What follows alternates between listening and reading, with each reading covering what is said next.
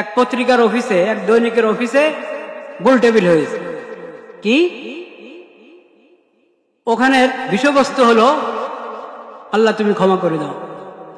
ওখানের বিষয়বস্তু হলো যৌনকর্মীদেরকে তাদেরকে স্বাভাবিক জীবন যাপন করতে পারে সেজন্য সবার দৃষ্টিভঙ্গি পরিবর্তন করতে হবে। এই যৌনকর্মী নাম কিন্তু এটা নতুন নাম। পুরানো মানুষরা বলেন, এটাকে আগে শুনতেন আপনারা, পত্রপত্রিকা এই শব্দ দেখতেন, যৌনকর্মী, এটা নতুন নাম। জিনা এটাকে নাম দিয়েছে যৌনকর্মী, জিনাকে নাম দিয়েছে কি? যৌনকর্মী। পতিতালয়কে নাম দিয়েছে যৌনপল্লী। তারা বলে পরিসংখ্যান নাকি চালিয়েছে জামালপুর কোন জায়গায়, ওখানে অনেকেই এই আল্লাহর লানাত, আল্লাহর গজবের এই অশ্লীল কাজে জড়িত। এখন তাদের প্রতি দয়া কি হবে? তাদের প্রতি দয়া হলো তাদেরকে স্বাভাবিক সমাজে ফিরে আনো, নাকি স্বাভাবিক সমাজে ফিরে আনো।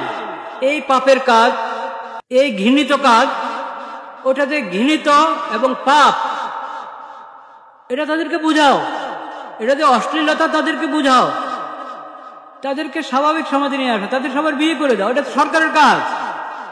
সবাইকে বিয়ে দিয়ে দাও, ওই মেয়েদেরকে সবাইকে বিয়ে দিয়ে দাও, তাদের বিয়ের ব্যবস্থা করে দাও, তাদের ঘর বাড়ি যেতে ঘর বাড়ির ব্যবস্থা করো। তারা তো সমাজ থেকে বের হয়ে ওখানে গিয়েছে, প্রত্যেকেই তার সমাজে ফিরে যেতে পারে। যদি ব্যবস্থা না থাকে, ব্যবস্থা করা সরকারের দায়িত্ব। কিন্তু এরা, এই বুদ্ধিজীবীরা সরকারকে পরামর্শ দিচ্ছে, জনগণকে পরামর্শ দিচ্ছে, তোমরা তাদের এই অশ্লীলতাকে মেনে নাও। এই ঘৃণিত পেশার সাথে যারা জড়িত তাদের বাচ্চা কাচ্চা হলো, এই বাচ্চাদের জন্ম নিবন্ধন কিভাবে হবে? জন্ম নিবন্ধনে বাপের নাম লিখতে হয় না? তো এদের জন্ম নিবন্ধন কিভাবে হবে? এদের জন্ম নিবন্ধন নিয়ে একটা জটিলতা। এখন তারা পরামর্শ দিচ্ছে এটাকে স্বাভাবিক করো, মানে জন্ম নিবন্ধনে মায়ের নাম দিলেই তো হয়, বাবার নামের দরকার কি? বলেন নাউযুবিল্লাহ। এক কুফর আরেক কুফরকে টেনে আনে, এক কুফর আরেক কুফরকে টেনে আনে, এক হারাম আরেক হারামকে টেনে আনে। সন্তানের বংশ এটা এবং পরিচয় আল্লাহ রাব্বুল আলামিন নির্ধারণ করে দিয়েছেন কোরআন কারীমে। কার নামে হবে? বাপের নামে। কার নামে? বাপের নামে। এই যে অশ্লীল কাজ, এটা যে অপরাধ, এটা যে হারাম, ঘৃণিত কাজ, শত কারণ, একটা কারণ তো এটাই, এর কারণে বংশ পরিচয় বাকি থাকবে না। এর কারণে কি থাকবে না? বংশ পরিচয় বাকি থাকবে না। এখন তারা বংশ পরিচয় দিতে চায় কার মাধ্যমে? মার মাধ্যমে। মার নাম লিখবে, বাপের নাম লিখবে না। বলেন নাউযুবিল্লাহ। এক হারামের সমর্থন করতে গিয়ে আরেক হারাম, এক কুফরি কাজের সমর্থন করতে গিয়ে আরেক কুফরি কাজ। এটা ছিল নবী করিম সাল্লাল্লাহু আলাইহি ওয়াসাল্লামের শিক্ষা। এই রবিউল আউয়ালে আমাদের প্রধান উপদেষ্টার এসেছে, বাণী এসেছে নবীজির সিরাত সম্পর্কে, বিভিন্ন পত্রিকায় এসেছে। সেপ্টেম্বরের 6 তারিখ 2025, 6 সেপ্টেম্বর 2025 বিভিন্ন পত্রিকা আপনারা দেখেন, এই ওনার এই বাণী পাবেন। তো রবিউল আউয়ালে এই বাণী দেওয়া হলো, আর সেই রবিউল আউয়াল কে কলুষিত করা হচ্ছে, অপবিত্র করা হচ্ছে এই ধরনের কুফরি এবং হারাম চিন্তা চেতনা, হারাম এবং কুফরি কার্যক্রম দিয়ে। এটা কি দেশের প্রতি বিচার হলো না অবিচার? সরকারের প্রতি বিচার হলো না অবিচার? আমরা এটার প্রতিবাদ জানাচ্ছি যে তাওহীদের জমিনে এই ধরনের অশ্লীলতা এবং সমাজকে অপবিত্র করা, দেশকে অপবিত্র করা, মানুষের আকীদা বিশ্বাসকে অপবিত্র করা কোনো সুযোগ নেই। আল্লাহ রাব্বুল আলামিনের বড় মেহেরবানি, আল্লাহ তাআলা আমাদেরকে জুমার সালাত আদায়ের জন্য আল্লাহর ঘর মসজিদে আসার তৌফিক নসিব করেছেন। আলহামদুলিল্লাহ।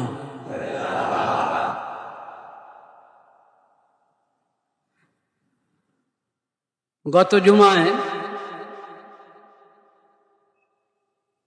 কোরআন কারীমের আয়াত ওয়ামা আরসালনাকা ইল্লা রাহমাতাল লিল আলামিন,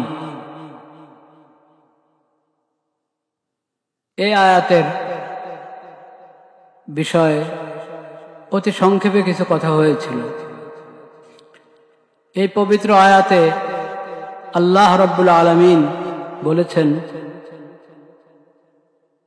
নবীজি হযরত মুহাম্মদ মুস্তাফা সাল্লাল্লাহু আলাইহি ওয়াসাল্লামকে সম্বোধন করে যে আপনাকে তো আমি সকল জগৎবাসীর জন্য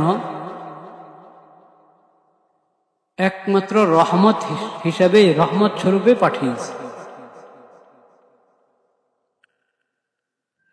সর্বশেষ নবী, শ্রেষ্ঠ নবী, বিশ্ব নবী হযরত মুহাম্মদ মুস্তাফা সাল্লাল্লাহু আলাইহি ওয়াসাল্লামকে আল্লাহ তাআলা রাহমাতুল লিল আলামিন উপাধি দিয়েছেন এবং তাকে পাঠিয়েছেন এই রহমত হিসেবে, রহমত স্বরূপ পাঠিয়েছেন সকলের জন্য, শুধু জিন জাতি, শুধু মানুষের জন্য না, মানব জাতির জন্য না, শুধু মানুষের জন্য, জিন জাতির জন্য, আল্লাহর যত মাখলুক আছে সমস্ত মাখলুকের জন্য, পৃথিবীবাসীর জন্য না, শুধু এই পৃথিবী ছাড়া আল্লাহর যত মাখলুক, যত গ্রহ উপগ্রহ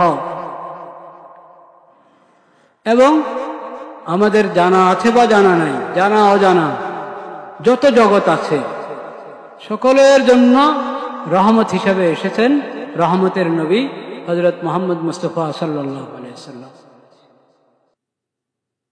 আমি বলেছিলাম যে আমাদের রব্বুল আলামিন হলেন আরহামুর রাহিমিন। আমাদের রব্বুল আলামিন, আমাদের রব, আমাদের মাবুদ, আমাদের আল্লাহ হলেন কি আরহামুর রাহিমিন।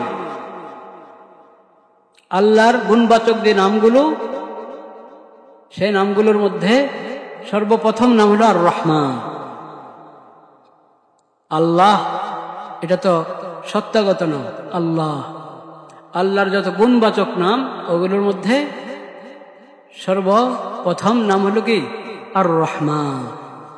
আল্লাহ রাব্বুল আলামিন বলেছেন কুলিদুল্লাহ আবিদুর রহমান। আমরা আমাদের রবকে কি বলে ডাকবো? দোয়া করার সময় কি বলে আহ্বান করবো আল্লাহ তাআলাকে? আল্লাহ বলো, ইয়া আল্লাহ। রহমান বলো, ইয়া রহমান, ইয়া রহিম। লাহুল আসমাউল হুসনা। যত সুন্দর নাম, সবচেয়ে সুন্দর নামগুলো কার? আল্লাহ। তো এই সূরা ফাতিহার মধ্যে আমরা পড়ি আলহামদুলিল্লাহি রাব্বিল আলামিন। এরপরে আল্লাহর দুটা গুণবাচক নাম একসাথে এসেছে, আর রহমান আর রহিম। আলহামদুলিল্লাহি রাব্বিল আলামিন আর রহমানির রহিম। রহমান এবং রহিম। তো রহমান, যার রহমত, দয়ার কোনো কি নাই, শেষ নেই, এবং যার দয়া, যার রহমত সবাইকে বেষ্টন করে আছে, সেই দয়াবান রব্বুল আলামিন, যার চেয়ে বড় দয়া মায়াওয়ালার কেউ হতে পারে না, সেই রহমান, সেই রহিম এবং আরহামুর রাহিমিন পাঠিয়েছেন আখির নবীকে কি হিসাবে? রাহমাতুল লিল আলামিন হিসাবে। তো আল্লাহর রহমত, সব রহমতের মালিক তো আল্লাহ তাআলা। সব রহমতের মালিক কে? আল্লাহ তাআলা। আল্লাহর রহমত যদি আমি পেতে চাই, এই নবীর মাধ্যমে, রাহমাতুল লিল আলামিনের মাধ্যমে। রাহমাতুল লিল আলামিন সর্বশেষ নবী হযরত মুহাম্মদ মুস্তাফা সাল্লাল্লাহু আলাইহি ওয়াসাল্লামের সূত্র ছাড়া আল্লাহর রহমত পাওয়ার কোনো কি নাই, উপায় নেই, কোনো পথ নেই। কারা পাবে এই রহমত? রব্বুল আলামিনের রহমত এবং রহমতের নবীর মাধ্যমে যে রহমত আমরা পাব, সে কি শর্ত? কি শর্ত? কিভাবে পাব? এই কথাটা আজকে কোরআন কারীমের আলোকে, কোরআন কারীমের আয়াত থেকে আমরা আলোচনা করার চেষ্টা করব ইনশাআল্লাহ। এই রহমত পেতে হলে, রাহমাতুল লিল আলামিনের মাধ্যমে আল্লাহর রহমত পেতে হলে প্রথম শর্ত ঈমান এবং তাকওয়া। ঈমান এবং তাকওয়া। ইয়া আইয়ুহাল্লাযীনা আমানুত্তাকুল্লাহ ওয়া আমিনু বিরাসূলিহি ইউতিকুম কিফলাইন মির রাহমাতিহি ওয়া ইয়াজআল লাকুম নূরান তামশুনা বিহি ওয়াগফির লাকুম ওয়াল্লাহু গফুরুর রহিম। সূরাতুল হাদীদের মধ্যে আল্লাহ তাআলা বলেছেন, হে ঈমানদারগণ, তোমরা আল্লাহকে ভয় করো, তাকওয়ার জীবন অবলম্বন করো, আল্লাহর রসুলের প্রতি ঈমানের নবায়ন করতে থাকো। আল্লাহর প্রতি ঈমান এনেছি আমরা, আল্লাহর রসুলের প্রতি ঈমান এনেছি, আল্লাহর কিতাব কোরআন কারীমের উপর ঈমান এনেছি। ঈমান এনে বসে থাকলে হবে না, ঈমানের নবায়ন চলতে থাকতে হবে, ঈমানের নবায়ন চলতে থাকতে হবে। ওয়া আমিনু বিরাসূলি ইউতিকুম কিফলাইনি মির রাহমাতি ওয়া ইয়াজআল লাকুম নূরান তামশুনা বিহি ওয়া ইয়াগফির লাকুম ওয়াল্লাহু গফুরুর রহিম। আল্লাহ তোমাদেরকে ডবল রহমত দিবে যদি রসুলের প্রতি ঈমান আনো, তাকওয়ার জিন্দেগি অবলম্বন করো, তাহলে আল্লাহ তাআলা ডবল রহমত দিবে এবং তোমাদের জন্য একটা আলো দান করবেন, যেই নূর দান করবেন, যে নূরের আলোতে তোমরা চলতে পারবে দুনিয়ার জিন্দেগি এবং আখিরাতের জিন্দেগি সব দিন, দুনিয়াতেও আখিরাতেও। দুনিয়াতে সফলতার রাস্তায় চলতে পারবে এবং আখিরাতে জান্নাতের রাস্তা খুঁজে পাবে এই নূরের মাধ্যমে। যদি এই রসুলের প্রতি ঈমান আনো, তাকওয়ার জীবন অবলম্বন করো, তাহলে একটা আল্লাহর রহমতের ভাগী হবে, আবার তোমরা দুনিয়া এবং আখিরাতের জিন্দেগির সফলতার জন্য নূর পাবে আল্লাহর পক্ষ থেকে, এবং আল্লাহ তাআলা তোমাদেরকে ক্ষমা করে দিবে। তাহলে নবী করিম সাল্লাল্লাহু আলাইহি সাল্লামের মাধ্যমে আমি যদি আল্লাহর রহমত পেতে চাই, যেই রহমত নিয়ে আল্লাহ নবীকে আল্লাহ পাঠিয়েছেন, সেই রহমত পেতে হলে প্রথম বিষয় আল্লাহ রসুলের প্রতি ঈমান আনতে হবে। আল্লাহ রসুলের প্রতি কি ঈমান আনতে হবে এবং সেই ঈমানের নবায়ন করতে থাকতে হবে, তাইলে আল্লাহ রহমতের ভাগে পাওয়া যাবে এবং নূর পাওয়া যাবে, আলোকিত মানুষ। আমাদের সমাজে একটা কথা আছে কি না, একটা স্লোগান আছে না, আলোকিত মানুষ চাই। আলোকিত মানুষ তুমি তখন পাবে যদি আলোর নবী, নূরের নবী, যেই নবীকে আল্লাহ তাআলা নূর নিয়ে পাঠিয়েছেন, হেদায়েতের নূর, কোরআনের নূর, রহমতের নূর, ইলমের নূর, সেই নবীর রাস্তা অবলম্বন করতে হবে, তার তরিকা অবলম্বন করতে হবে, তার জীবনকে আদর্শ হিসাবে গ্রহণ করতে হবে। তাহলে আলোকিত মানুষ পাওয়া যাবে, তাহলে সমাজের মধ্যে শান্তি শৃঙ্খলা ফিরে আসবে। রহমতের নবীর সবচেয়ে বড় রহমতের দিক কি? রহমতের নবীর সবচেয়ে বড় রহমতের দিক যদি আমরা বলতে যাই, তাও অনেক। কোনটাকে আপনি সবচেয়ে বড় বলবেন? একটি বলি আমি, একটা সুন্দর সমাজ এবং পবিত্র সমাজ উপহার দিয়েছেন নবী করিম সাল্লাল্লাহু আলাইহি ওয়াসাল্লাম। বলেন সুবহানাল্লাহ। সুন্দর সমাজ, নিরাপদ সমাজ এবং পবিত্র সমাজ উপহার দিয়েছেন নবী করিম সাল্লাল্লাহু আলাইহি ওয়াসাল্লাম। তার সুন্নতের উপরে চললে পবিত্র সমাজ পান, সুন্দর সমাজ পান, নিরাপদ সমাজ পান। আর তার সুন্নত ছেড়ে দিলে, তার তরিকা ছেড়ে দিলে সমাজের মধ্যে বিশৃঙ্খলা সৃষ্টি হবে, অন্যায়তার সৃষ্টি হবে, সমাজ নাপাক হতে থাকবে, অপবিত্র হতে থাকবে, কলুষিত হতে থাকবে। সূরা আলে ইমরানের মধ্যে আল্লাহ তাআলা বলেছেন, ওয়া আতিউল্লাহ ওয়ার রাসূল লাআল্লাকুম তুরহামুন। আল্লাহর আনুগত্য করো, আল্লাহর রাসূলের আনুগত্য করো, তাহলে তোমরা রহমত পাবে। আল্লাহর আনুগত্য, আল্লাহর রাসূলের আনুগত্য, তাহলে কি পাবো আমরা? রহমত পাবো। وهذا كتاب أنزلناه مبارك فاتبعوه واتقوا لعلكم ترحمون। রহমতের আল্লাহ রহমতের নবী পাঠিয়েছেন, আখিরি নবীকে, তার প্রতি রহমতের কিতাব কোরআন কারীম আল্লাহ তাআলা অবতীর্ণ করেছেন। আল্লাহ বলছেন, এই বরকতপূর্ণ কিতাব আমি অবতীর্ণ করলাম, এই কিতাবের যে বিধিবিধান, এই কিতাবের যত হেদায়েত, এগুলোর তোমরা অনুসরণ করো, তাকওয়ার জিন্দেগি অবলম্বন করো, লাআল্লাকুম তুরহামুন, তাইলে তোমরা রহমত পাবে। তো রহমত পেতে হলে রহমতের মালিক তো আল্লাহ তাআলা, রহমতের খালেক আল্লাহ তাআলা, আল্লাহর আনুগত্য লাগবে। আর যাকে রহমত পাওয়ার সূত্র বানিয়েছেন, মাধ্যম বানিয়েছেন আল্লাহ তাআলা রাহমাতুল লিল আলামিন সাল্লাল্লাহু আলাইহি ওয়াসাল্লাম, তার আনুগত্য লাগবে। আর রহমতের যত হেদায়েত, রহমতের যত বিধিবিধান, যে কিতাব, যে কোরআনের মাধ্যমে আল্লাহ তাআলা দিয়েছেন, সেই কোরআনের বিধিবিধান এবং হেদায়েতের অনুসরণ করতে হবে, তাইলে রহমত পাওয়া যাবে। ইন্না রাহমাতাল্লাহি করিবুম মিনাল মুহসিনিন, সূরাতুল আরাফের মধ্যে ইন্না রাহমাতাল্লাহি করিবুম মিনাল মুহসিনিন, আল্লাহর রহমত অতি নিকটে। কাদের? যাদের মধ্যে ইহসান আছে, যারা দয়াবান এবং যারা সৎ কাজ করে, আল্লাহর মাখলুকের সাথে সদা আচরণ করে, এরা হলো মুহসিন। নেক কাজ করে, সৎ কাজ করে এবং আল্লাহর মাখলুকের সঙ্গে সদ্ব্যবহার করে, আল্লাহর মাখলুকের প্রতি দয়া করে। এই মুহসিন যারা, মুহসিন রা আল্লাহর রহমত পাবে, আল্লাহর রহমত তাদের নিকটে।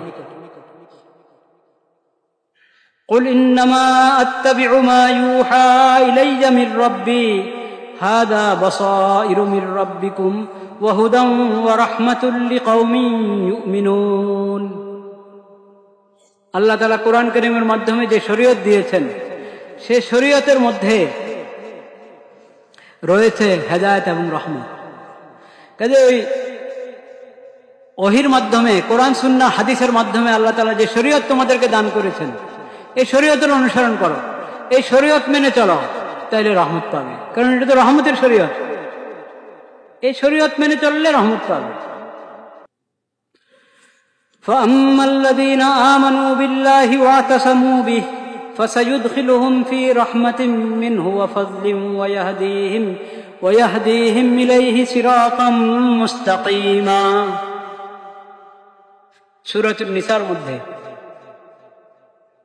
فَأَمَّا الَّذِينَ آمَنُوا بِاللَّهِ وَاعْتَصَمُوا بِهِ فَسَيُدْخِلُهُمْ فِي رَحْمَةٍ مِّنْهُ, আল্লাহর প্রতি ঈমান আনো আর আল্লাহর দেওয়া কোরআন কারীমকে মজবুত করে ধরো, কোরআনের বিধিবিধান, কোরআনের হেদায়েত মজবুত করে ধরো, তাইলে আল্লাহর রহমতে তুমি প্রবেশ করো। দুনিয়াতেও আল্লাহর রহমত পাবে, আখিরাতেও আল্লাহর রহমত পাবে। সিরাতে মুস্তাকিমের উপরে চলা আল্লাহ তাআলা তোমার জন্য সহজ করে দেবে। সিরাতে মুস্তাকিমের উপর আল্লাহ তোমাকে পরিচালিত করবে। যে সিরাতে মুস্তাকিম নিয়ে পাঠিয়েছেন আল্লাহ তাআলা কাকে? যে সিরাতে মুস্তাকিম দিয়ে পাঠিয়েছেন আল্লাহ তাআলা রাহমাতুল লিল আলামিন সাল্লাল্লাহু আলাইহি ওয়াসাল্লামকে। ওয়া আকিমুস সালাতা ওয়া আতুজ যাকাতা ওয়া আতিউর রাসূলা লাআল্লাকুম তুরহামুন। ওয়া মিনাল আ'রাবি মান ইউমিনু বিল্লাহি ওয়াল ইয়াউমিল আখির ওয়া ইয়াত্তাখিযু মা ইউনফিকু কুরবাতিন ইনদাল্লাহ ওয়া সালাওয়াতির রাসূল আলা ইন্নাহা কুরবাতুল লাহুম সাইয়ুদখিলুহুমুল্লাহু ফি রাহমাতিহি ইন্নাল্লাহা গফুরুর রহিম। আল্লাহর রহমত পাওয়ার আরেক আমল, আল্লাহর রহমত পাওয়ার আরেক আমল, আল্লাহর রাস্তায় খরচ করো। আল্লাহর রাস্তায় খরচ করাকে বোঝা মনে করে খরচ করবা না। আল্লাহর রাস্তায় খরচ করবা খুশি খুশি, স্বতঃস্ফূর্ত ভাবে, মন থেকে খরচ করবে, আল্লাহর নৈকট্য অর্জনের জন্য খরচ করবে। যাকাত আল্লাহ ফরজ করেছেন, যাকাত দিতে যদি কঠিন লাগে, বোঝা মনে হয়, মুমিন কখনো যাকাতকে বোঝা মনে করতে পারে না। আরে এত টাকা দিয়ে দিতে হবে, যাদের কোটি কোটি টাকা, তার যাকাতটা তো এমনি তো সামান্য। কত? 2.5 টাকা, 100 টাকাতে 2.5 টাকা, একবারই সামান্য পরিমাণ আল্লাহ তাআলা ফরজ করেছেন। কিন্তু যাকে আল্লাহ দিয়েছেন কোটি কোটি টাকা, তার 2.5 টাকা তো অনেক হবে না? অনেক মাথায় হাত ওঠে, এত টাকা দিয়ে দিবে। এটা মুমিনের কাজ। সত্যিকারে যদি অন্তরে ঈমান থাকে, তাহলে আল্লাহ যা খরচ করেছেন ওটা একবারে খুশি খুশি দিবে, খুশি খুশি দিবে, স্বতঃস্ফূর্ত ভাবে মন থেকে দিবে, আল্লাহর নৈকট্য অর্জনের জন্য দিবে। তো আল্লাহর নেক বান্দারা ফরজ যাকাত আদায় করার ক্ষেত্রে যেরকম স্বতঃস্ফূর্ত, নফল দান সদকাতের মধ্যেও কি স্বতঃস্ফূর্ত। যা দেয় এটাকে মনে করে যে এইভাবে আমি আল্লাহর রহমত পাবো, আল্লাহর রহমত পাবো, আল্লাহর নৈকট্য অর্জন হবে এর মাধ্যমে। এবং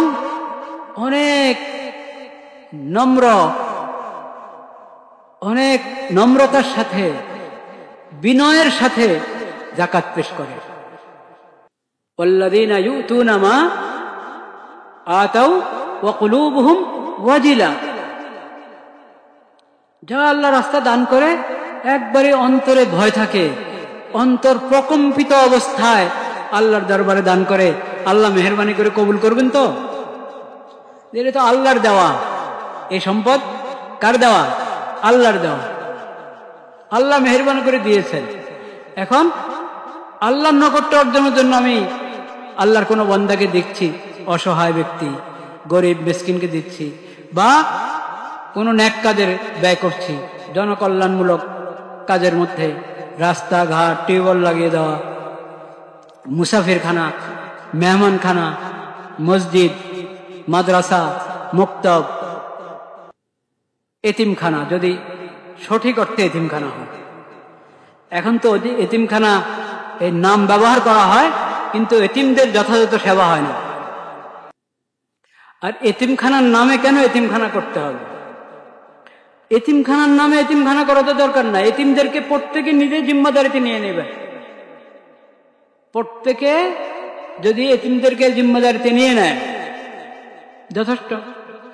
তাদের পড়াশোনা যেখানে হয় আপনি খোঁজ নেন, আপনি নিজে খোঁজ নিয়ে শরীক হন, তাদের ব্যয় বহন করেন, তাদের খরচ আপনি বহন করেন। এতিমখানার নাম দিতে হবে না, নাম দেওয়াদের দোষ তাও বলছি না, নাম দেওয়া আপত্তি না, নাম দেওয়া দিতে পারে, কিন্তু আসল তো হলো তাদের সেবা, তাদের যত্ন নেওয়া, তাদের তালিম এবং তরবিয়ত, তাদেরকে আল্লাহর নেক বান্দা হিসেবে গড়ে তোলা, আদর্শ মানুষ হিসেবে গড়ে তোলা। এই সেবা যত্ন, এটা হলো আমাদের দায়িত্ব এতিমদের ব্যাপারে। তো যেই অঙ্গনেই আমি খরচ করি, আল্লাহকে রাজি করার জন্য খরচ করব, বিনয়ী হয়ে খরচ করব, আল্লাহর নৈকট্য অর্জনের জন্য খরচ করব, এবং স্বতঃস্ফূর্ত খরচ করব। যেটা খরচ করতে কষ্ট হয়, যে পরিমাণ খরচ করতে কষ্ট হয়, যে জিনিসটা খরচ করতে কষ্ট হয়, ওটা খরচ করার চেষ্টা করে। তো আল্লাহ রাব্বুল আলামিন সূরাতুত তাওবার আয়াতের মধ্যে বলছেন, আলা ইন্নাহা কুরবাতুল লাহুম, আল্লাহর রাস্তায় খরচ করা এটা তো অবশ্যই তাদের জন্য নৈকট্যের রাস্তা। তাদের নৈকট্যের জন্য খরচ করছে, নৈকট্য পাবে, আল্লাহর নৈকট্য অর্জন করতে পারবে, নিশ্চিতভাবে পারবে। সাইয়ুদখিলুহুমুল্লাহু ফি রাহমাতিহি, শুধু তা না, আল্লাহ তাআলা নিজ রহমতে তাদেরকে প্রবেশ করবে, নিজের রহমতের মধ্যে তাদেরকে জায়গা দিবে।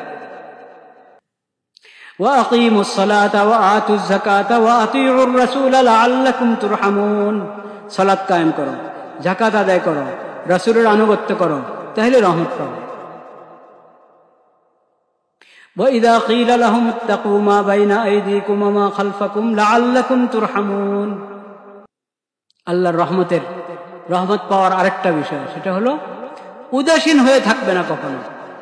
ফিকির করো, ভাবো, সামনের দিন দিকে নিয়ে ভাবো। এই যে আর কয়দিন, এরপরে তো মওত আসছে, কবরের পরে হাসর, কি হালাত হবে তখন? আমরা পিছনে কি করে এসেছি, আল্লাহর কত নাফরমানি করেছি, কত গুনাহ করেছি, কোন সময় আমরা আল্লাহ পাকড়াও করেন। সামনে কি, আমার ভবিষ্যৎটা কি? মৃত্যুর আগের ভবিষ্যৎ না, মৃত্যুর আগের ভবিষ্যতে এখন আমাদের ফিউচার, এটা হলো অতি সামান্য ফিউচার। ফিউচার নিয়ে আমরা দাঁড়ায় ভাবি, মৃত্যুর আগের ফিউচার নিয়ে ভাবো। আসল যেটা সেটা তো মৃত্যুর পর থেকে, যে ফিউচারের শুরু আছে কি নাই, শেষ নাই, ওটা নিয়ে ভাবতে হবে। ওগুলো নিয়ে ভাবলেই তো আমার মধ্যে তাকওয়া সৃষ্টি হবে, আল্লাহর ভয় আসবে, আখিরাতের ফিকির আসবে, আমি নিজেকে শুধরানোর চেষ্টা করব, তাইলে আল্লাহর রহমত পাওয়া যাবে ইনশাআল্লাহ। فأما الذين آمنوا وعملوا الصالحات فيدخلهم ربهم في رحمته ذلك هو الفوز المبين। ঈমান আনো, নেক আমল করো, নেক আমল, ইবাদত বন্দেগীর মধ্যে নেক আমল, লেনদেনের ক্ষেত্রে নেক আমল, এবং সামাজিক যত রীতিনীতি সেখানে নেক আমল, অন্যের হক আদায় করার ক্ষেত্রে নেক আমল, অন্তর্জগতের ক্ষেত্রে নেক আমল, মানব জীবনের একবারে ব্যক্তি জীবন থেকে নিয়ে রাষ্ট্রীয় এবং পররাষ্ট্র জীবন পর্যন্ত সব ক্ষেত্রে নেক আমল করো, আমিলুস সালিহাত। যদি তা করো, ফায়ুদখিলুহুম রাব্বুহুম ফি রাহমাতি, তোমাদের রব তোমাদেরকে নিজ রহমতে ডেকে নেবে। আল্লাহর রহমতে আল্লাহ তোমাদেরকে প্রবেশ করিয়ে দেবে। যালিকা হুয়াল ফাউজুল মুবিন, এটাই হলো স্পষ্ট সফলতা। সূরাতুল আরাফের মধ্যে আল্লাহ বলেছেন, ওয়াইযা কুরিআল কুরআনু ফাসতামিউ লাহু ওয়া আনসিতু লাআল্লাকুম তুরহামুন। ওয়াইযা কুরিআল কুরআন ফাসতামিউ লাহু ওয়া আনসিতু লাআল্লাকুম তুরহামুন। যখন কোরআন পড়া হয়, কোরআনের তিলাওয়াত হয়, তো খেয়াল করে শোনো, কান লাগিয়ে শোনো, খামোশ হয়ে নীরব হয়ে শোনো, কোরআনে কি বার্তা তোমার প্রতি, কোরআন তোমাকে কি বলছে, এই কোরআন আল্লাহ রাব্বুল আলামিন আমাকে কি বার্তা দিয়েছেন, কি বলেছেন আমার রব আমাকে, এটা খেয়াল করে শোনো। শুনলেই তো বোঝার চেষ্টা করলে, খেয়াল করলে, তারপরে তো হবে আমল। লাআল্লাকুম তুরহামুন, এর মাধ্যমে তোমরা রহমতের ভাগী হবে, রহমত পাবে। কোরআনের যখন আমি খেয়াল করে শুনবো, বোঝার চেষ্টা করব, তাহলে আমলের আগ্রহ হবে, আমল করব, নেক আমলের মাধ্যমে আল্লাহর রহমত আসবে। কোরআন শোনাটাই একটা বড় ইবাদত, বহুত বড় নেক আমল, আর এর মাধ্যমে বান্দা আল্লাহর রহমত পেতে থাকে। কোরআন শোনার মজলিসে আমি আছি, খেয়াল করে কোরআন শুনছি, এর মানে আল্লাহর রহমতে আমি ডুবে আছি। লাউলা তাস্তাগফিরুনাল্লাহ লাআল্লাকুম তুরহামুন, সূরাতুন নামলের মধ্যে, তোমরা কেন ইস্তেগফার করছো না? ইস্তেগফার করলে তো আল্লাহর রহমত পাবে। আস্তাগফিরুল্লাহাল্লাযী লা ইলাহা ইল্লা হুয়াল হাইয়ুল কাইয়্যুম ওয়া আতুবু ইলাইহি, আস্তাগফিরুল্লাহাল্লাযী লা ইলাহা ইল্লা হুয়াল হাইয়ুল কাইয়্যুম ওয়া আতুবু ইলাইহি। ইস্তেগফারের মাধ্যমে আল্লাহর রহমত পাওয়া যায়। আরো অনেক আমল ইনশাআল্লাহ আল্লাহ হায়াত রাখলে পরে আলোচনা হবে। দেখেন আপনি, কোরআন কারীম যদি আমরা খেয়াল করি, তেলাওয়াত করি, তাহলে এই প্রশ্নের উত্তর পাবো কিনা যে রব্বুল আলামিন আর রহমানুর রহিম, আর রহমানির রহিম, সেই রব যে রহমতের নবী পাঠিয়েছেন, রহমাতুল লিল আলামিন, ওই রহমত আমরা কিভাবে পাবো? এই প্রশ্নের উত্তর কোরআনে আছে কি নাই? দেখলেন কতগুলো রাস্তা আল্লাহ দেখিয়েছেন, কতগুলো আমলের কথা বলেছেন, এইভাবে তোমরা আল্লাহর রহমত পাবে। আমরা পাচ্ছি না কেন?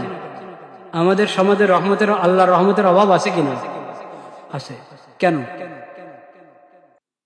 সেটা এই জন্য আমাদের দ্বিমুখী কারবার। কি? হ্যাঁ, মানে আমাদের ঈমান কার প্রতি? আল্লাহর প্রতি, আল্লাহর রসুলের প্রতি, আল্লাহর কোরআনের প্রতি, ঠিক কিনা? কোরআনের প্রতি আমাদের ঈমান আছে না? আল্লাহর রসুলের প্রতি ঈমান, আল্লাহর প্রতি ঈমান। ঈমান না থাকলে তো মুসলমানের না। আল্লাহর প্রতি ঈমান আছে, আল্লাহর রসুলের প্রতি ঈমান আছে, আল্লাহর দেওয়া আল্লাহর অবতীর্ণ করা কোরআন কারীমের প্রতি ঈমান, আল্লাহ যে শরীয়ত দিয়েছেন নবীর মাধ্যমে, সেই শরীয়তের উপর কি? ঈমান। আমাদের ঈমান একদিকে, আমাদের আচরণ আরেক দিকে। এটা হলো মুসিবত। আমাদের সমাজে যে রহমতের অভাব, এটার কারণ হলো ঈমান এনেছি, কিন্তু আমাদের চাল চলন, আচরণ, উচ্চারণ, কর্মকাণ্ড এগুলো অন্যদিকে, ঈমান একদিকে, ঈমান একদিকে, কর্মকাণ্ড বিপরীতমুখী। এই যে এখন আপনার সিরতের আলোচনা পুরো দেশে আপনি দেখবেন, রবিউল আউয়াল মাসে সিরতের আলোচনা হচ্ছে। নবীজির সিরত তো 12 মাস আলোচনা করার বিষয়। মুমিনের পুরা জিন্দেগি তো নবীজির সিরত অনুযায়ী হবে। সিরতের চর্চা শুধু রবিউল আউয়ালে হয় না, এটা পুরো বছর 12 মাস সব দিন। আমি যদি সুন্নতের উপরে চলতে চাই তো প্রতিদিনই তো আমাকে জানতে হবে, বুঝতে হবে এই বিষয়ে নবীজির সুন্নত কি। একজন ব্যবসায়ী ব্যবসা করছে, দোকানদার দোকানে যাচ্ছে, দোকান খুললো, তার বুঝতে হবে কিনা যে দোকান পরিচালনার ক্ষেত্রে নবীজির শিক্ষা কি, এটা জানতে হবে কিনা, না জানতে হবে না? জানতে হবে। গ্রাহক দোকানে যাচ্ছে, তো একজন গ্রাহকের ব্যাপারে নবীজির সুন্নত কি, এটা জানতে হবে না? জানতে হবে। এরকম আমাদের জিন্দেগির সকল অঙ্গনে সব শ্রেণীর মানুষ, সব পেশার মানুষ নিজের পেশার ক্ষেত্রে, নিজের কাজের ক্ষেত্রে, একবারে ঘুম থেকে উঠার পর থেকে নিয়ে আবার বিছানা যাওয়া পর্যন্ত, ঘুমের সময় ঘুম ভাঙলো তখন, সর্ব অবস্থায় নবীজির শিখানো হেদায়েত কি, আল্লাহ এই বিষয়ে কি হেদায়েত দিয়েছেন, এগুলো জেনে এগুলোর উপর আমল করার দরকার কিনা? দরকার। তাইলে আমার নবীজির সুন্নত, নবীজির সিরত প্রতিদিন তো ওটার চর্চা কোথায় করি আমরা? নবীজি শিক্ষা দিয়ে গেছেন একটা পবিত্র সমাজের, পবিত্র সমাজ যেটার মধ্যে না কোনো জুলুম থাকবে, অন্যায় অবিচার থাকবে, আর না যে সমাজের মধ্যে কোনো ধরনের অপবিত্রতা, অশ্লীলতা থাকবে। নবীজির ব্যাপারে আল্লাহ রাব্বুল আলামিন কোরআন কারীমে বলেছেন, গত জুমায় প্রথম রাকাতে পড়া হয়েছে সূরাতুল আরাফের আয়াত, ইয়ামুরুহুম বিল মারুফ ওয়া ইয়ানহাহুম আনিল মুনকার। নবীর কাজে হয়েছে যেটা ভালো, যেটা সৎ, সেটার নির্দেশ দেওয়া। নবীর কাজে হয়েছে যেটা অন্যায়, অবিচার, যেটা খারাপ, অশ্লীল, ওটা থেকে বাধা দেওয়া, বারণ করা। ইউহিল্লু লাহুমুত তাইয়্যিবাত, যেটা পাক পবিত্র ওটা হালাল। ওয়া ইউহাররিমু আলাইহিমুল খাবাইস, যেটা বিশ্রী এবং অশ্লীল এবং ঘৃণিত যত কাজ, কর্ম, বস্তু, ও সব কিছু হারাম ঘোষণা দেওয়া নবীর কাজ। এখন এই রবিউল আউয়াল মাসে সমাজে কি হচ্ছে? এই ঢাকাতে এই রবিউল আউয়াল মাসে যেখানে সিরত চর্চা হয়, সবাই খালি নবীজির সিরতের কথা বলে। যে নবীজি পবিত্র সিরত, পবিত্র সমাজের উপহার দিয়ে গিয়েছেন, সেই সমাজ, কলুষিত সমাজকে পবিত্র করা তো দূরের কথা নবীজির সিরতের আলোকে, উল্টা কলুষিত সমাজকে আরো কলুষিত করা হচ্ছে। এক অফিসে, এক পত্রিকার অফিসে, এক দৈনিকের অফিসে গোল টেবিল হয়েছে। কি? ওখানের বিষয়বস্তু হলো আল্লাহ তুমি ক্ষমা করে দাও। ওখানের বিষয়বস্তু হলো যৌনকর্মীদেরকে, তাদেরকে স্বাভাবিক জীবন যাপন করতে পারে সেজন্য সবার দৃষ্টিভঙ্গি পরিবর্তন করতে হবে। এই যৌনকর্মী নাম কিন্তু এটা নতুন নাম। পুরানো মানুষরা বলেন, এটাকে আগে শুনতেন আপনারা, পত্রপত্রিকা এই শব্দ দেখতেন, যৌনকর্মী, এটা নতুন নাম। জিনা এটাকে নাম দিয়েছে যৌনকর্মী, জিনাকে নাম দিয়েছে কি? যৌনকর্মী। পতিতালয়কে নাম দিয়েছে যৌনপল্লী। তো একটা তারা বলে পরিসংখ্যান নাকি চালিয়েছে জামালপুর কোন জায়গায়, ওখানে অনেকেই এই আল্লাহর লানাত, আল্লাহর গজবের এই অশ্লীল কাজে জড়িত। এখন তাদের প্রতি দয়া কি হবে? তাদের প্রতি দয়া হলো তাদেরকে স্বাভাবিক সমাজে ফিরে আনো, নাকি স্বাভাবিক সমাজে ফিরে আনো। এই পাপের কাজ এই ঘৃণিত কাজ, ওটা যে ঘৃণিত এবং পাপ, এটা তাদেরকে বুঝাও। এটা যে অশ্লীলতা তাদেরকে বুঝাও, তাদেরকে স্বাভাবিক সমাজে নিয়ে আসো, তাদের সবার বিয়ে করে দাও। এটা সরকারের কাজ। সবাইকে বিয়ে দিয়ে দাও, ওই মেয়েদেরকে সবাইকে বিয়ে দিয়ে দাও, তাদের বিয়ের ব্যবস্থা করে দাও, তাদের ঘর বাড়িতে ঘর বাড়ির ব্যবস্থা করো। তারা তো সমাজ থেকে বের হয়ে ওখানে গিয়েছে, প্রত্যেকেই তার সমাজে ফিরে যেতে পারে। যদি ব্যবস্থা না থাকে, ব্যবস্থা করা সরকারের দায়িত্ব। কিন্তু এরা, এই বুদ্ধিজীবীরা সরকারকে পরামর্শ দিচ্ছে, জনগণকে পরামর্শ দিচ্ছে, তোমরা তাদের এই অশ্লীলতাকে মেনে নাও। যদি এই ধরনের এই ঘৃণিত পেশার সাথে যারা জড়িত, তাদের বাচ্চা কাচ্চা হলো, এই বাচ্চাদের জন্ম নিবন্ধন কিভাবে হবে? জন্ম নিবন্ধনে বাপের নাম লিখতে হয় না? তো এদের জন্ম নিবন্ধন কিভাবে হবে? এদের জন্ম নিবন্ধন নিয়ে একটা জটিলতা। এখন তারা পরামর্শ দিচ্ছে এটাকে স্বাভাবিক করো, মানে জন্ম নিবন্ধনে মায়ের নাম দিলেই তো হয়, বাবার নামের দরকার কি? বলেন নাউযুবিল্লাহ। এক কুফর আরেক কুফরকে টেনে আনে, এক কুফর আরেক কুফরকে টেনে আনে, এক হারাম আরেক হারামকে টেনে আনে। সন্তানের বংশ এটা এবং পরিচয় আল্লাহ রাব্বুল আলামিন নির্ধারণ করে দিয়েছেন কোরআন কারীমে। কার নামে হবে? বাপের নামে। কার নামে? বাপের নামে। এই যে অশ্লীল কাজ, এটা যে অপরাধ, এটা যে হারাম, ঘৃণিত কাজ, শত কারণ, একটা কারণ তো এটাই, এর কারণে বংশ পরিচয় বাকি থাকবে না। এর কারণে কি থাকবে না? বংশ পরিচয় বাকি থাকবে না। এখন তারা বংশ পরিচয় দিতে চায় কার মাধ্যমে? মার মাধ্যমে। মার নাম লিখবে, বাপের নাম লিখবে না। বলেন নাউযুবিল্লাহ। এক হারামের সমর্থন করতে গিয়ে আরেক হারাম, এক কুফরি কাজের সমর্থন করতে গিয়ে আরেক কুফরি কাজ। এটা ছিল নবী করিম সাল্লাল্লাহু আলাইহি ওয়াসাল্লামের শিক্ষা। এই রবিউল আউয়ালে আমাদের প্রধান উপদেষ্টার এসেছে, বাণী এসেছে নবীদের সিরাত সম্পর্কে, বিভিন্ন পত্রিকায় এসেছে। সেপ্টেম্বরের 6 তারিখ 2025, 6 সেপ্টেম্বর 2025 বিভিন্ন পত্রিকা আপনারা দেখেন, এই ওনার এই বাণী পাবেন। তো রবিউল আউয়ালে এই বাণী দেওয়া হলো, আর সেই রবিউল আউয়াল কে কলুষিত করা হচ্ছে, অপবিত্র করা হচ্ছে এই ধরনের কুফরি এবং হারাম চিন্তা চেতনা, হারাম এবং কুফরি কার্যক্রম দিয়ে। এটা কি দেশের প্রতি বিচার হলো না অবিচার? সরকারের প্রতি বিচার হলো না অবিচার? আমরা এটার প্রতিবাদ জানাচ্ছি যে তাওহীদের জমিনে এই ধরনের অশ্লীলতা এবং সমাজকে অপবিত্র করা, দেশকে অপবিত্র করা, মানুষের আকীদা বিশ্বাসকে অপবিত্র করার কোনো সুযোগ নেই। আস্তাগফিরুল্লাহাল্লাযী লা ইলাহা ইল্লা হুয়াল হাইয়ুল কাইয়্যুম ওয়া আতুবু ইলাইহি। নবীজির শিক্ষা কি দেখেন। আবু উমামা রাদিয়াল্লাহু তাআলা আনহু হাদিসটি বর্ণনা করেন, মুসনাদ আহমদ থেকে আমি পড়ছি, মুসনাদ আহমদের বর্ণনা, 22,211 নম্বর হাদিস।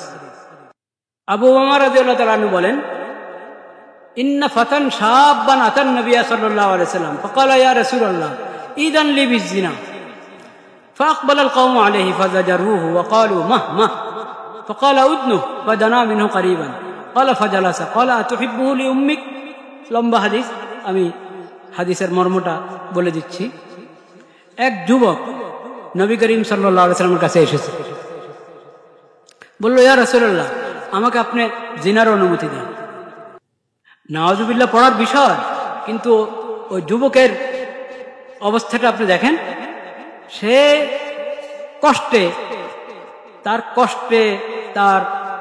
সে এখন ভাবছে, মনে করছে যে আমার তো কোনো বিয়ে করে নাই, এখনো স্ত্রী নাই, তার পেরেশানি। কিন্তু সে বুঝতে পারছে যে আমি তো ঈমানওয়ালা, আমার তো আল্লাহর প্রতি ঈমান আছে, আমি তো মুসলিম, আমার তো নবীর প্রতি ঈমান আছে, আমি এই হারাম কাজ কিভাবে করি? এটা তো হারাম, এটা তো আমি করতে পারি না। এই জন্য ঠিক আছে, আমি নবীদের কাছে গিয়ে বলি, আমার কথা অবস্থা তাকে পেশ করি, যদি উনি অনুমতি দেন তাহলে করলাম। ঈদ আনলে বিজিনা, আমাকে দিনার অনুমতি দেন। তার পেরেশান এসে বলল। এখন এই প্রশ্ন শুনেই তো আশপাশের লোকেরা পেরেশান না, যে কি বলে মা মা, আরে চুপ কর চুপ কর, কি বলো আস্তাগফিরুল্লাহ। হ্যাঁ, রাসূলুল্লাহকে কি বলতেছো তুমি? কিন্তু রহমতের নবী বলেন উদনুহ, রহমতের নবী তাকে বলেছেন তুমি কাছে আসো, কাছে আসো। সে কাছে আসো। কাছে আসার পর নবী করিম সাল্লাল্লাহু আলাইহি ওয়াসাল্লাম তাকে বললেন আতুহিব্বুলি উম্মিক, আচ্ছা যে কাজটা তুমি করতে চাচ্ছ, তোমার মায়ের জন্য এই কাজটা পছন্দ করো তুমি? তোমার মার সঙ্গে কেউ এরকম এই অন্যায় কাজ করবে, এই অশ্লীল কাজ করবে, তুমি এটা পছন্দ করো, এটা চাও? বলে যে না না না না রাসূলুল্লাহ, কি বলেন, আল্লাহর কসম এটা তো হইতেই পারে না, কেমন কথা? তো বললেন যে ওয়ালান নাসু ইউহিব্বুনাহু লিউম্মাহাতিহিম, তো মানুষরা তো কেউ তার মার জন্য এটা পছন্দ করবে না। অন্য তুমি যেরকম তোমার মার জন্য পছন্দ করছো না, কোন সন্তান তার মার জন্য এটা পছন্দ করবে না যে সে এরকম কাজে জড়িত হবে।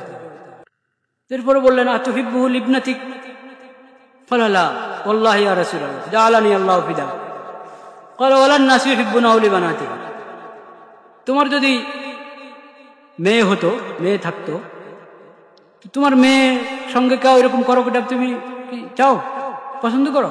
না না ইয়া রাসূলুল্লাহ, আল্লাহর কসম এটা হইতেই পারে না। তো কেউ তো অন্য কেউ তো তার মেয়ের জন্য এটা পছন্দ করে। এরপর আফাতুহিব্বুহু লিউখতিক, তোমার বোনের ব্যাপারে এটা চাও তুমি, তোমার বোনকে কেউ এরকম ইয়ে করো, অপমান করো? করলা ওয়াল্লাহ, আল্লাহর কসম না না না, এটাও না, এটাও। তো অন্যরা তো চাবে না যে তার বোনের সাথে এরকম করে। এরপর বলেন আফাতুহিব্বুহু লিআম্মাতিক, তোমার ফুফুর সঙ্গে এরকম হক, তুমি এটা চাও? কারণ না আল্লাহ ইয়া রাসূলুল্লাহ, আল্লাহর কসম না, হইতেই পারে না, এটা জাআলানি আল্লাহু ফিদা।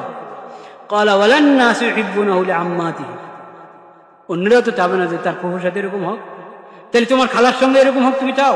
না না না, আস্তাগফিরুল্লাহ, তুমি অন্যরা তো চায় না যে তার খালার সাথে এরকম। তো তুমি যে অনুমতি চাচ্ছ, যেই কোনো মেয়েকে তুমি এভাবে ব্যবহার করতে চাও, সে তো কারো মা হবে না, কারো বোন হবে না, কারো খালা হবে না, কারো ফুফু হবে না, কারো মেয়ে হবে, যেটা তুমি তোমার জন্য পছন্দ করছো না। তুমি কিভাবে একজন মেয়েকে এরকম তার সঙ্গে এরকম কাজ করতে চাও যেটাতে তোমারও, তুমিও লাঞ্ছিত, সেও লাঞ্ছিত হবে, তার ইজ্জত নষ্ট হবে, তোমার ইজ্জত নষ্ট হবে, এবং তার পুরো খানদান কষ্ট পাবে। নবী করিম সাল্লাল্লাহু আলাইহি ওয়াসাল্লাম যুক্তি দিয়ে তাকে বুঝালেন। কি দিয়ে বুঝালেন? যুক্তি দিয়ে বুঝালেন। এগুলোকে বলে যুক্তি। এখন তো যুক্তিবাদীর শেষ নাই, বুদ্ধিজীবীর শেষ নাই। তারা বুদ্ধি দেয় যে তুমি যৌনকর্মকে তোমার পেশা বানাও, বলেন নাউজুবিল্লাহ। আজকালের বুদ্ধিজীবীরা ওই বুদ্ধি দেয়, আর রহমতের নবী তার যুক্তি, তার বুদ্ধি দেখেন। এরপর নবী করিম সাল্লাল্লাহু আলাইহি ওয়াসাল্লাম তার হাত রাখলেন তার বুকে, তার শরীরে হাত রেখে বললেন, দোয়া করলেন তার জন্য, আল্লাহুম্মা গফির যামবা, আল্লাহ তার গুনাহ ক্ষমা করে দেন। এখনো তো গুনাতে যায় নাই, গুনার মানে ইচ্ছা করছে, তো এটাও তো গুনাহ। আল্লাহ তার গুনাহ ক্ষমা করে দেন। ওয়া তাহির কলবাহু, আল্লাহ তার দিলটাকে পবিত্র করে দেন। ওয়া হাসিন ফরজাহু, ইয়া আল্লাহ আপনি তার লজ্জাস্থানকে হেফাজতে রাখেন। ক্বালা ফালাম ইয়াকুন বা'দা যালিকাল ফাতা ইয়ালতাফিতু ইলা শাইইন। নবী করিম সাল্লাল্লাহু আলাইহি সাল্লাম তাকে বুঝালেন, তার বোঝানোর বরকতে এবং তার দোয়ার বরকতে ওই যুবকের হালাত এমন হয়ে গেছে, এরপরে কোনো দিকে তাকাইতো না। একটু রাস্তা চলার সময় ডানে বামে তাকানো, হ্যাঁ, অপাত্রে দৃষ্টি দেওয়া, কখনো তার কোনো দিকে তাকাতেও না, সে একবারে নিচের দিকে তাকিয়ে হাঁটতো। বলেন সুবহানাল্লাহ। এটা হলো সিরতের শিক্ষা, এটা হলো রহমতের নবীর শিক্ষা। আর পশ্চিমা সভ্যতা যারা এই দেশে নিয়ে আসছে, শয়তানি সভ্যতা যারা এই দেশে নিয়ে এসেছে এবং ওটাকে প্রচার করতে চায়, তারা আল্লাহর দুশমন, আল্লাহর রসুলের দুশমন, পুরো উম্মতের দুশমন, এই দেশের দুশমন।